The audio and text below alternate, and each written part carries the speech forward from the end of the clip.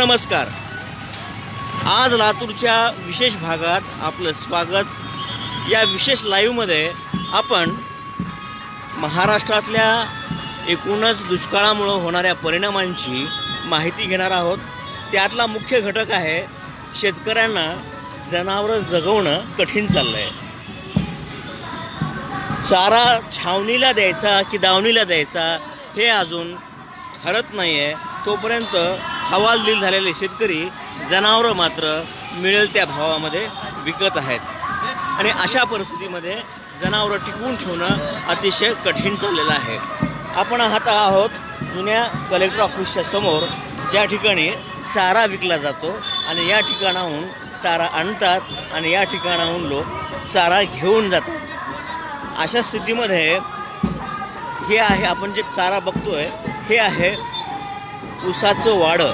म्हणजे ऊस खालचा काढल्यानंतर वरचा जो भाग राहतो त्याला म्हणतात वाडं आणि हे जनावरांना अतिशय प्रिय असतं, यामुळं दूधही वाढतं। शेतकरी कशा पद्धतीने जनावरं जगवतोय हे सांगण्याचा प्रयत्न आपण या ठिकाणी करतोय। मामा, तुमचं नाव काय?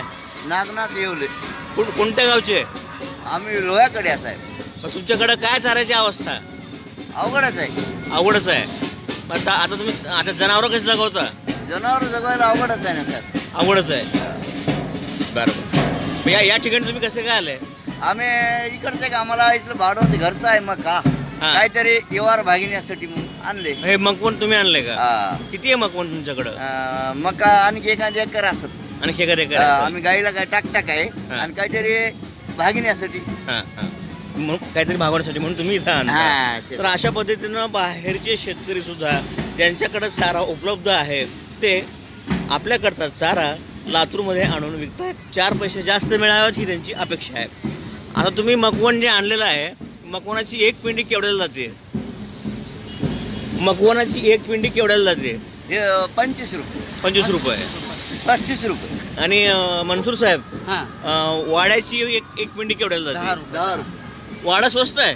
हा, वाडा स्वस्त आहे ना, आणि मकवण महाग आहे। मकवाची पेर कमी आहे की साहेब? पेर कमी आहे, बरं। गजऱ्या गवत येतं का आपल्याकडे कधी? गजरा गवत कवा कवा येतं। त्याचा काय भाव असतो? ती पिंडीवर असते।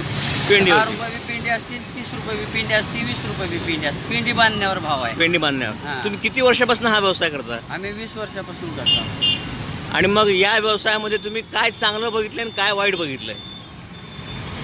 आता तसं पाहायला गेलं तर जनावरांची सेवा काही लोक मोठे जनावर करतात, हा एक चांगला भाग आहे। आणि काही लोक नुसतंच पैशाच्या महाग लागले ते बी जरा बरोबर नाही। जनावरांचं म्हणलं की जरा पैशाचा विचार केला नाही पाहिजे, जनावर जगवायचं बघायला पाहिजे।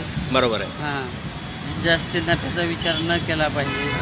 अशा पद्धतीनं सेवाभाव ठेवून जास्त नफ्याचा किंवा फायद्याचा विचार न करता मनसूर भाई गेल्या 20 वर्षापासून या ठिकाणी जनावरांच्या चाऱ्याचा व्यवसाय करत आहेत। आता सरकारचं धोरण अजून ठरत नाही, चारा छावणीला द्यायचा की दावणीला द्यायचा की चाऱ्याचे पैसे शेतकऱ्याला द्यायचे हे मात्र अजून ठरत नाही। हे ठरल्यानंतर तोपर्यंत शेतकऱ्यांची जनावरं जर जागेवर असतील, त्यांनी विकलेली नसतील तर त्याचा फायदा होणार आहे।